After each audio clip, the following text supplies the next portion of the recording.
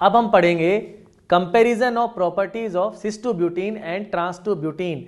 सबसे पहले हम कंपेयर करेंगे उनका डाइपोल मूवमेंट। सबसे पहले हम समझते हैं कि डाइपोल मूवमेंट होता क्या है। देखिए आपके सामने ये दो चार्ज रखे हुए हैं, प्लस क्यू और माइनस क्यू। ये दोनों सेम वैल्यू के चार्ज हैं, प्लस और माइनस इनका साइन है। अगर मुझे इसका डाइपोल मूवमेंट पता करना हो तो डाइपोल मूवमेंट के लिए हम सिंबल यूज करते हैं म्यू और Q इंटू डी। क्यू जो है वो चार्ज की वैल्यू है, चाहे प्लस क्यू लीजिए चाहे माइनस क्यू। यहां हमें बिना सिंबल, बिना प्लस और माइनस के डायरेक्ट मैग्नीट्यूड रखना होता है Q, और इंटू में D यानी कि डिस्टेंस, यानी दोनों चार्ज के बीच की डिस्टेंस। अब डायरेक्शन किधर होती है? डाइपोल मूवमेंट की डायरेक्शन जो होती है वो मानी जाती है, वो होती है माइनस की तरफ, जिधर इलेक्ट्रॉन शिफ्ट हो रहे हैं। इसमें अगर मुझसे पूछा जाए कि डाइपोल मूवमेंट किधर जाएगा तो मैं कहूंगा कि ये राइट डायरेक्शन के अंदर जाएगा। तो डाइपोल मूवमेंट के लिए हमें उसकी डायरेक्शन को पहचानना है, और हमारे लिए ऑर्गेनिक में सिर्फ डायरेक्शन ही इंपॉर्टेंट है। डायरेक्शन की अगर हम बात करें तो यहां पे डायरेक्शन की अगर हम बात करें तो डायरेक्शन इसमें जाएगा जिधर इलेक्ट्रॉन डेंसिटी मूव हो रही है। यहां पर देखिए अगर हम डाइपोल मूवमेंट कंपेयर करें तो ये कार्बन sp3 होता है और ये कार्बन sp2। sp3 और sp2 में अगर हम कंपेयर करें तो ध्यान से सुनिए, sp3 में एक s और 3 p होते हैं, टोटल 4, यानी कि हर एक का इन्वॉल्वमेंट 25%। तो एक s और 3 p, तो p हो गए 75 और s हो गया 25। इसमें s करेक्टर 25 है। sp2 एक s 2 p, पूरे सिस्टम को अगर हम कंपेयर करें या इसमें हम चेक करें तो s की वैल्यू हो गई, जो इन्वॉल्वमेंट है 33%। तो sp3 में 25% s करेक्टर है और sp2 में 33।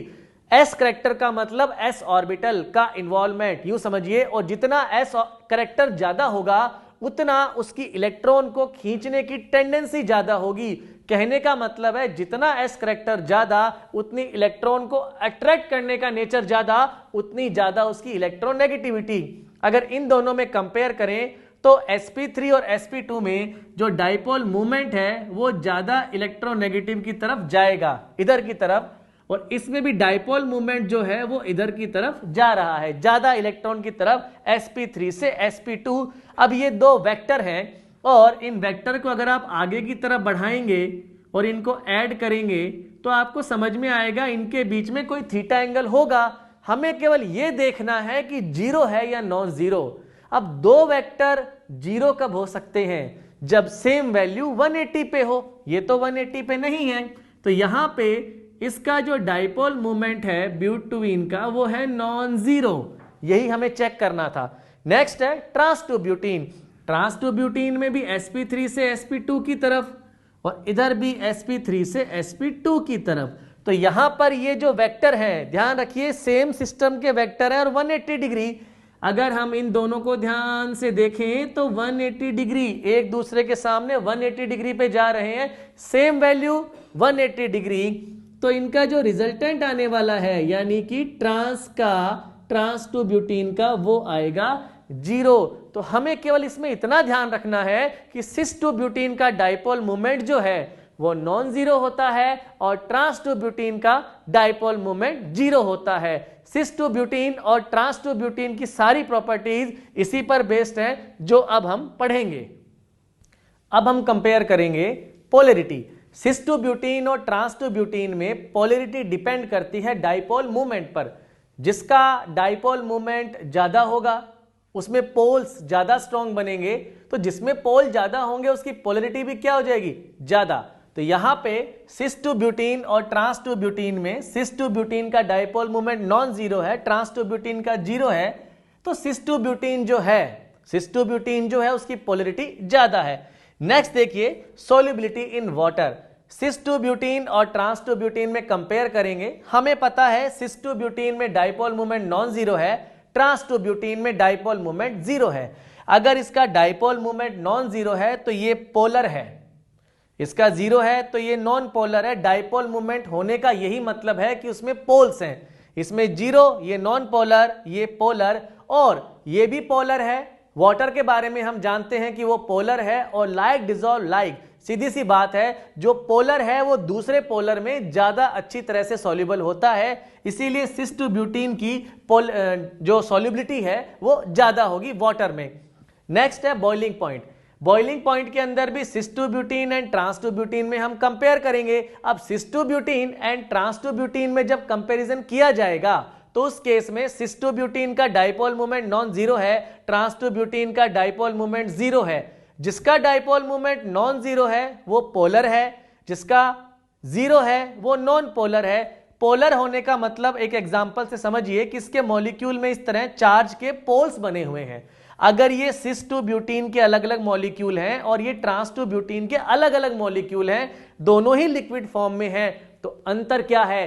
अंतर है इसके अंदर कि इसमें ये जो पोलर है, ये जो पोल्स बने हैं, इन पोल्स की वजह से ये जो प्लस एंड माइनस चार्ज है, ये जो प्लस एंड माइनस चार्ज है, इनमें अट्रैक्शन ज्यादा है। ये भी लिक्विड है, ये भी लिक्विड है, लेकिन इसमें प्लस माइनस की वजह से अट्रैक्शन ज्यादा है, तो एक्स्ट्रा अट्रैक्शन है, मोर अट्रैक्शन, यहां अट्रैक्शन ज्यादा है। और अगर मॉलिक्यूल में अट्रैक्शन ज्यादा हो गया तो उनको अलग करने के लिए एनर्जी भी क्या देनी पड़ेगी? ज्यादा। अगर मॉलिक्यूल में अट्रैक्शन ज्यादा हो गया तो उनको अलग करने के लिए एनर्जी भी क्या देनी पड़ेगी? ज्यादा। और ज्यादा एनर्जी का मतलब ज्यादा बॉइलिंग पॉइंट। तो cis two butene and trans two butene में हमने समझा कि सिस टू ब्यूटीन पोलर है, पोलर होने की वजह से मॉलिक्यूल में अट्रैक्शन ज्यादा है, इसीलिए इसका बॉइलिंग पॉइंट भी होगा क्या? ज्यादा। इसके बाद हम पढ़ेंगे मेल्टिंग पॉइंट एंड स्टेबिलिटी। अगर हमें सिस टू ब्यूटीन और ट्रांस टू ब्यूटीन के मेल्टिंग पॉइंट को कंपेयर करना है तो किस तरह से करेंगे? देखिए, बॉइलिंग पॉइंट के अंदर जब सिस्टम लिक्विड फेज में होता है तो उसके मॉलिक्यूल पास पास होते हैं और उनमें अट्रैक्शन फोर्स होता है, और जब वेपर में कन्वर्ट करते हैं तो अट्रैक्शन फोर्स बिल्कुल खत्म हो जाता है, तो वेपर्स में कन्वर्ट हो गए। लेकिन अगर कोई सॉलिड में है और सॉलिड से उसको अगर हम मेल्ट करना चाहते हैं तो मॉलिक्यूल के बीच का अट्रैक्शन फोर्स खत्म नहीं होता है। देखिए, बॉइलिंग पॉइंट के अंदर अट्रैक्शन फोर्स लिक्विड फेज में है तो है, वेपर में नहीं है, तो वहां हमने अट्रैक्शन फोर्स को लिया। लेकिन मेल्टिंग पॉइंट में ऐसा नहीं है। मेल्टिंग पॉइंट में अट्रैक्शन फोर्स जो होता है वो सॉलिड और लिक्विड दोनों में प्रेजेंट है। तो इसमें जो यूज किया जाता है कंसेप्ट वो है पैकिंग। इसको आप यूं समझिए, ये सिस टू ब्यूटीन के मॉलिक्यूल्स हैं और ये ट्रांस टू ब्यूटीन के मॉलिक्यूल हैं। तो सिस टू ब्यूटीन के मॉलिक्यूल जब एक दूसरे में सॉलिड स्टेट में पैक होते हैं तो इस तरह से उनके बीच में गैप आ जाता है। एक सिंपल एग्जांपल समझिए, मान लीजिए हमारे पास टब है, वो टब जो पानी में हम यूज करते हैं, तो खाली टब रखे हुए हैं और हमने एक टब में दूसरा टब और तीसरा टब फिट कर दिया है। लेकिन वहां पे जब वो टब एक दूसरे में फिट हुए तो उनके बॉटम में गैप आ गया। इसी तरह सिस टू ब्यूटीन में भी ऐसा ही होता है। सिस टू ब्यूटीन के मॉलिक्यूल जब एक दूसरे में सॉलिड स्टेट में पैक होते हैं तो उस समय इनमें इस तरह से गैप रह जाता है, परफेक्ट फिटिंग नहीं होती, और जो गैप है उसे कहा जाता है वॉइड। तो इसमें ये गैप आ गया तो इसकी पैकिंग अच्छी तरह से नहीं हुई। ट्रांस टू ब्यूटीन को आप समझिए जैसे चेयर है, कुर्सियों को एक दूसरे के ऊपर फिट कर सकते हैं, इसी तरह से ट्रांस टू ब्यूटीन है, उसके मॉलिक्यूल एक दूसरे में ज्यादा अच्छी तरह से फिट होते हैं, और फिट होंगे तो उनमें इस तरह से गैप बहुत कम रहेगा।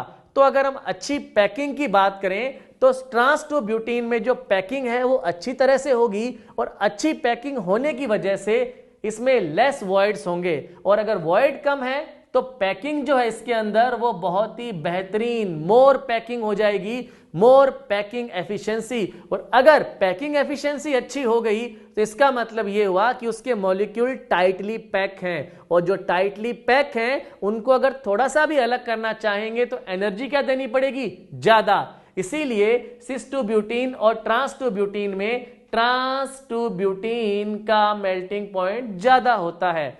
नेक्स्ट देखिए स्टेबिलिटी। अब स्टेबिलिटी के अंदर अगर हम सिस टू ब्यूटीन और ट्रांस टू ब्यूटीन में कंपेयर करें तो डिफरेंस किस चीज का है? डिफरेंस है सिर्फ इन दोनों का, यहां ग्रुप एक तरफ और यहां ग्रुप दोनों ऑपोजिट डायरेक्शन में प्रेजेंट है।